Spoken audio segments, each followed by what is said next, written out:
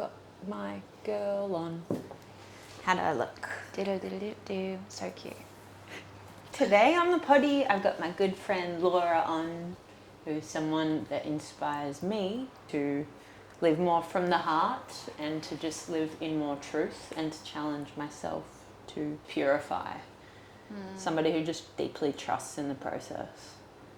So that's what my lessons are to learn from you. So yeah. Wow, I'm going to start crying. 30 seconds in. But I didn't know you didn't know this. Oh, God. I know you're going to have some fun things to say. Would you mind riffing on the topic of balance? Feels like, I think the first thing that comes to mind with balance is this sort of real closeness with self, right? I think that's what it is. I think it's just like just this willingness to pay attention and to just listen, and then I think when we are close and close in with ourselves and the world around us, we know, like we have the answers. We know when we're too far that way or not enough this way. Yep. So balance for me is really listening. It's just paying attention. And then then there's all of the tools that we learn and that help us to bring ourselves back into balance. I mean, all we have to really do is look out at the trees, or nature teaches us. Yes. But we know we are a part of that as well. So it's just getting the gunk out. Yeah, it's true, clearing it out. I actually love that. I would never have thought to think, know thyself, know when you're out of balance. But you got to clear the gunk to know. It's true. And that's a huge part of it. Yeah. In, listening, you have the willingness to listen, but if you're a bit foggy, and because that's what we do, we accumulate stuff that's just not. Yeah. We accumulate so many lies and just things that don't belong with us, but we carry them along. Yeah. And so then, I think with balance is a willingness to do the cleaning. Yes. To just really let go of what's not us. Yeah. So then we can better listen. Yep. Well said, sis. Yeah. Could you speak to what feminine and masculine properties look like in your experience? I think looking at men who have a nice balance of the masculine and feminine is a really beautiful way to see the different energies. I think it's nice because obviously there's a lot of examples of it, the harsh and the hard masculine in a male.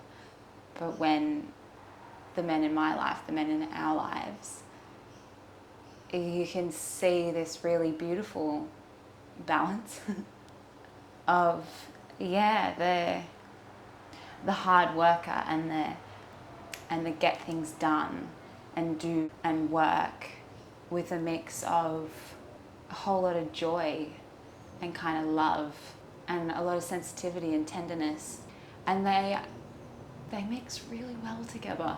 One can't do without the other. It's less about them, but just looking at the energies in them, and then coming back to the balance. And that's the whole thing, is like knowing in yourself when you do need to rest or just soften. I think that's a big part of it. It's like not necessarily, you don't need to stop all the time, but I think that's really what I'm trying to bring into my life, is like keep doing the things, be devoted to your process and the little things every day to get you where you want to go, but you can do it softly. You can really shave off the edges and just go about it elegantly and with grace and gratitude. You don't have to do it. You don't have to get things done in a sharp, harsh way. What would you say your recipe is to maintaining a healthy love?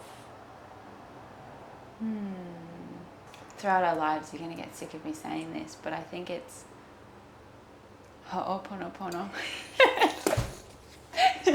Which translates to, I'm sorry, please forgive me, thank you, I love you. And it's good for everything.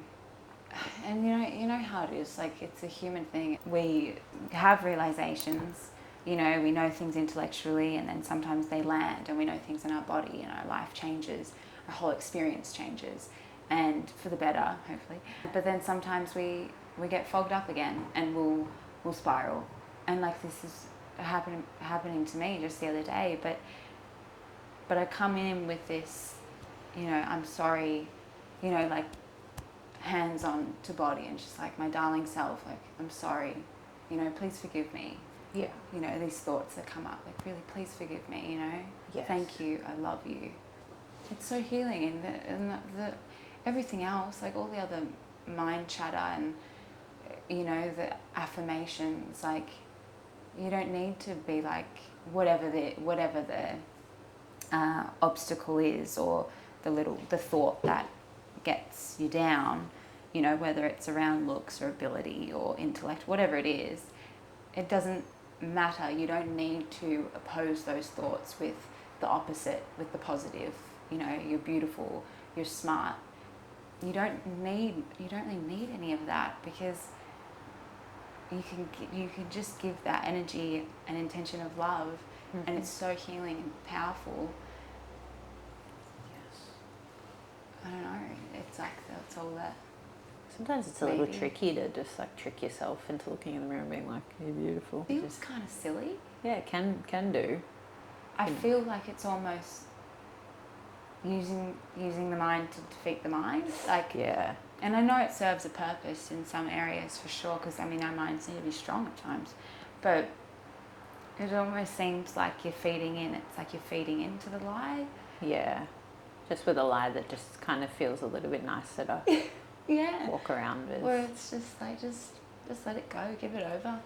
Yeah. Go to the ocean. The Ho'oponopono, that practice takes a whole lot of discipline and willingness to really face up against the mind and the patterns and be like, no. You know, so many times I'm like, just before I like go into it, I'm like, no, and I'll literally like just peel it off, like, no, I'm not doing that. What would you say your relationship is like with your mind? The mind's pretty messy. Like, I think I spend a lot of time watching it. Yeah. And like, like, it's just so interesting. Like, it just goes off on so many different tangents and can so quickly make so many stories. I mean, it's incredible.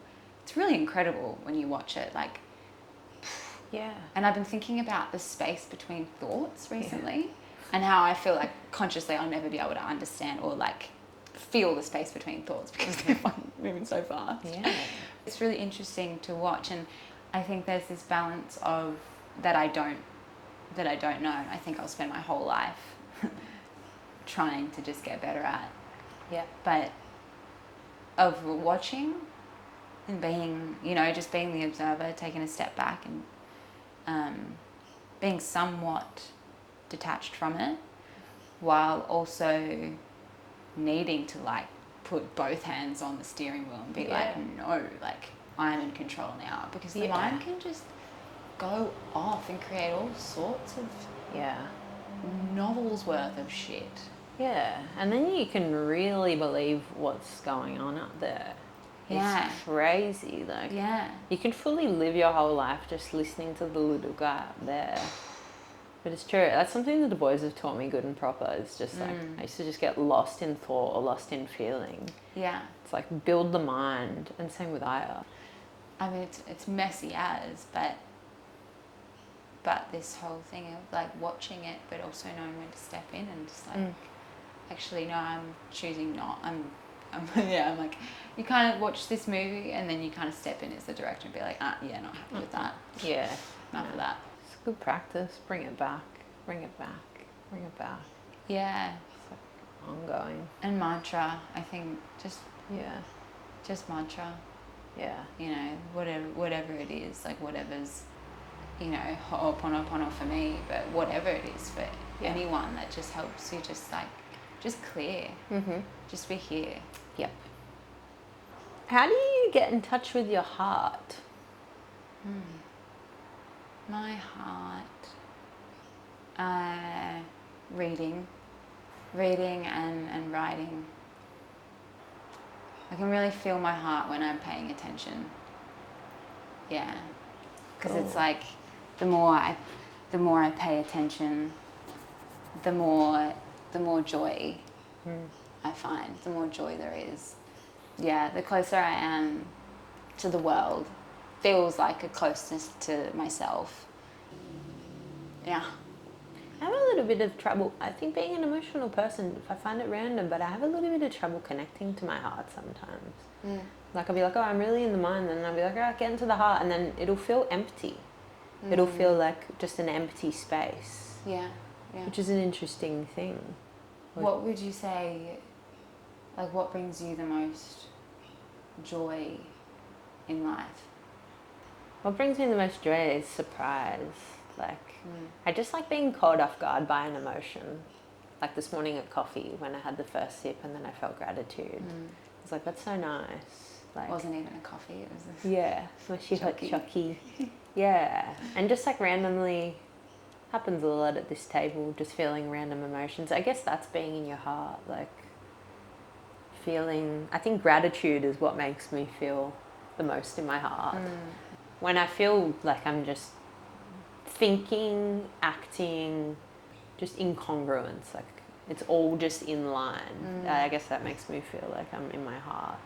Feel like you are in your heart a lot Yeah. of the time. I feel like I can hear you speaking from your heart. Yeah. Because you're good at pausing and being like, yay, Yeah. thank you for this. Like, Yeah. you're Maybe good that at, is actually being in my heart we can really experience gratitude without anywhere being. else. You know, and it's not like it's not like you stop at coffee and go like, I'm thankful for this. This is nice. What a good life I lead. It's true. That's true. You know, you're feeling it. Your eyes Yeah. are watering. Yeah. Like you're feeling it. That's true. Yeah, You feel a hell of a lot. that's true. That's Maybe, heart, mama. yeah, that's true. How do you decipher between when it's fear and when it's intuition? Fear's like a tightening. Fear's like it's like a shrinking, small, tight. Yeah. That's fear. Fear's not empowering. No. Intuition is. Intuition can feel a bit scary, a little, especially if you've gone, a few steps in the wrong direction. Yeah. Then it can feel a little bit like scary. But for me, intuition feels like an opening, and there's this expanding going on. Yeah, it feels bigger. Is it subtle for you? Or pretty loud? Depends. Thank you. I would say at times it feels really subtle. And this is where the listening comes in. It's like you got to choose to listen, like. Yeah. And then I think the better you are at listening, the probably more subtle it is. Yeah. And then if you don't listen, Gets loud. things get loud, start screaming at you. And that can show up in so many different ways. Yeah. But yeah, I think the biggest one is that just fear, like, it makes you feel small. And like, yeah, I think that, I mean, anything that makes you feel small is not love. It's not, It's not true. But it's pretty smart at times. It's pretty really convincing. The fear. The fear. Wow, the fear is so convincing. Yeah. I mean, it's all mind. It's the Yeah. whole, it's the same thing. That's when the heart comes in. Does that make any sense? Yeah, it makes a great amount of sense. I was curious to know what you'd think. How important are female friendships to you? I think they're incredibly important. I think they remind me how much capacity women have. Oh, what a good answer. We do have a lot of capacity. What is, in your opinion, a great way to bring up tricky conversations? Shit sandwich. Love is a good way to start. If you're coming from your heart and you want the best Yes. for them and for each other, Yeah. you kind of have to, there has to be kind of a let go, and they receive it how they receive it.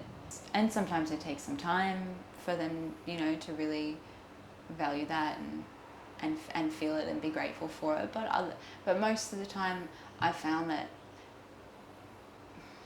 it lands really beautifully when you're speaking from your heart and you just want the best for each other and for them. It's received. Yeah, you're really, really good at it. You're really good at it. Thank you. Yeah. I've found that when I've tried to deliver hard truths, and I've done it sometimes with softness, there's not been much change. And I've had a little bit of feedback from people just saying, like, sometimes you got to be a bit of a bitch. And obviously that doesn't sit too well with me. Yeah, I guess it's about being really sure, unapologetic and intentional. Yeah.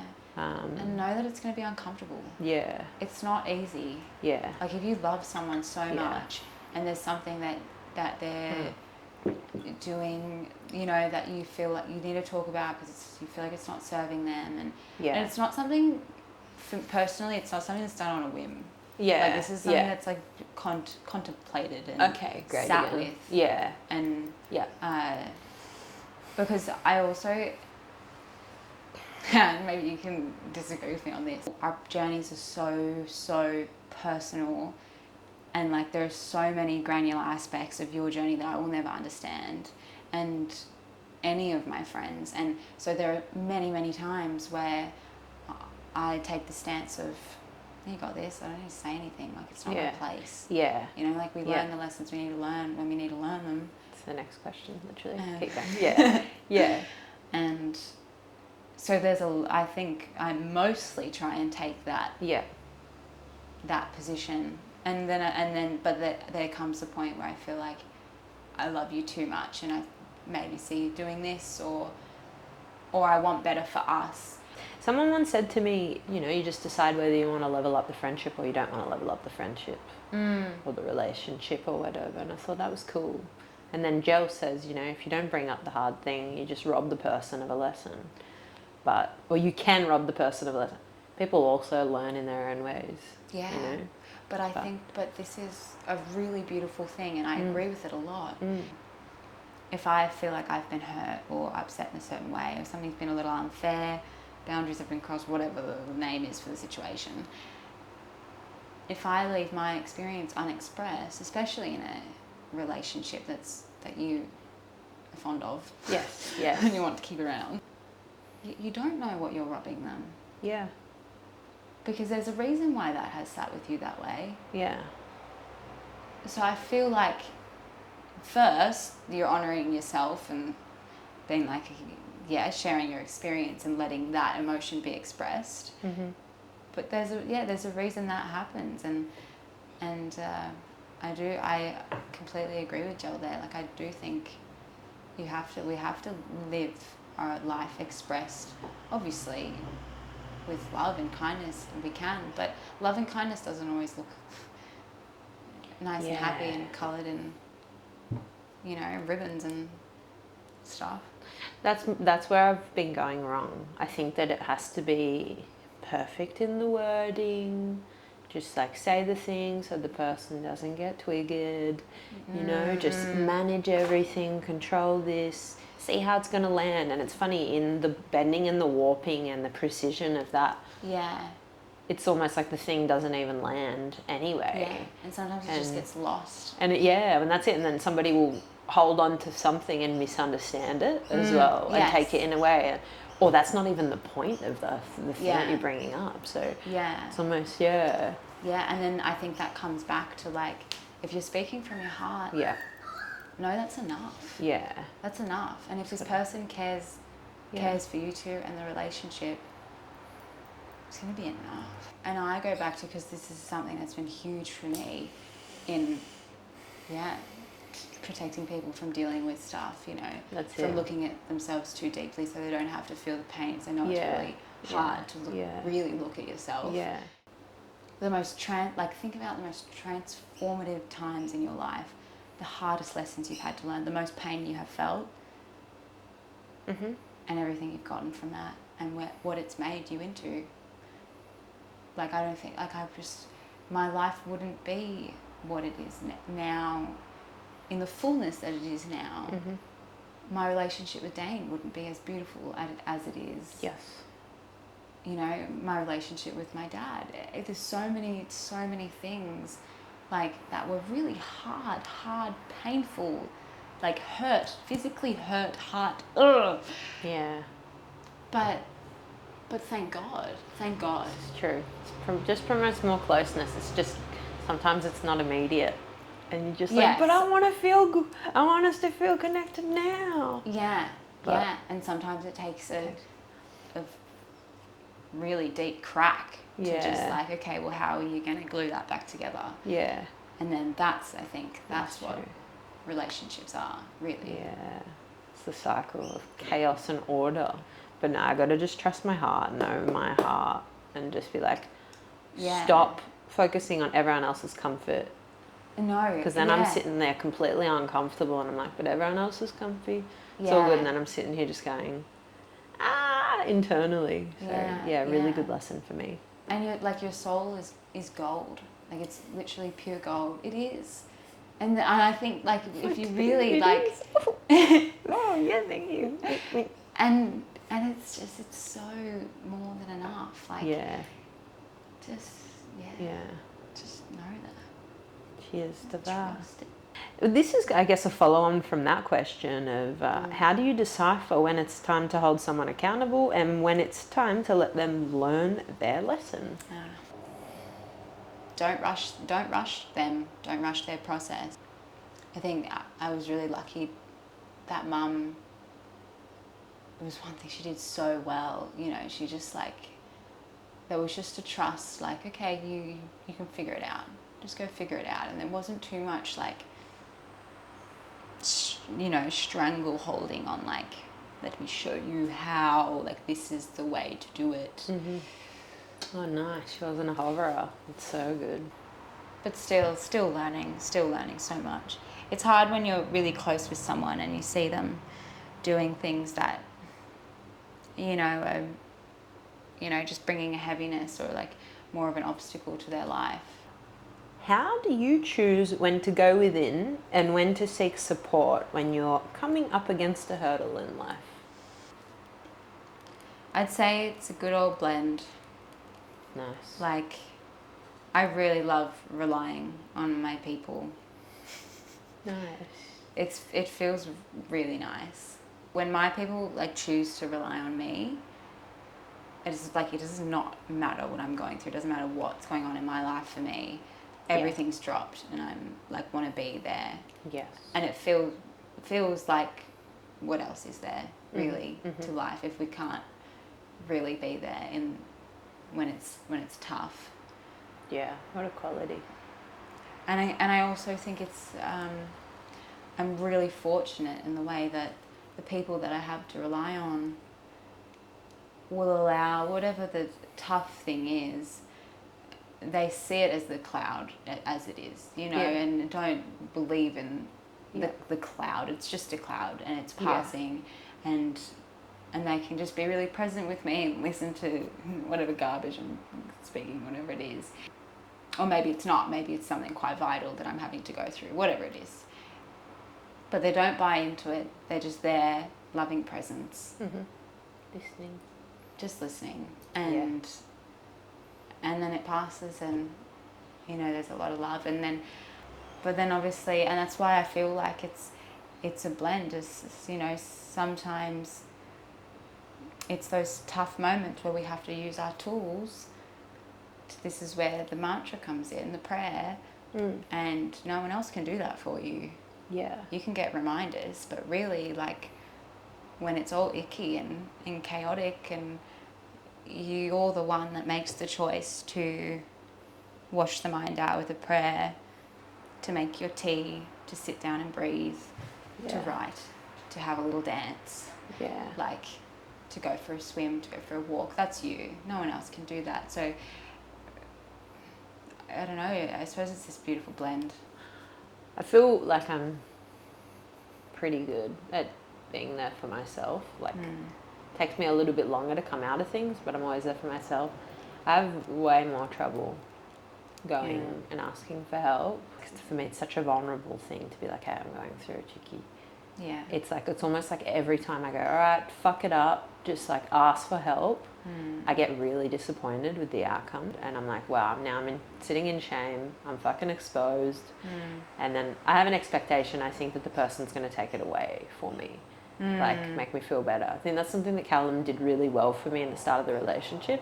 He'd take my thing away and I'd be like, oh, that's gone. But then it got a little bit codependent for me where I'd want him to always take it away. So then now I've swung the pendulum back the other way. Don't rely on him whatsoever. And I'm like, really got to be able to bring it back. Just plainly say, hey, do you have a little moment? Yeah. Just work out a way that's just like a little bit healthier.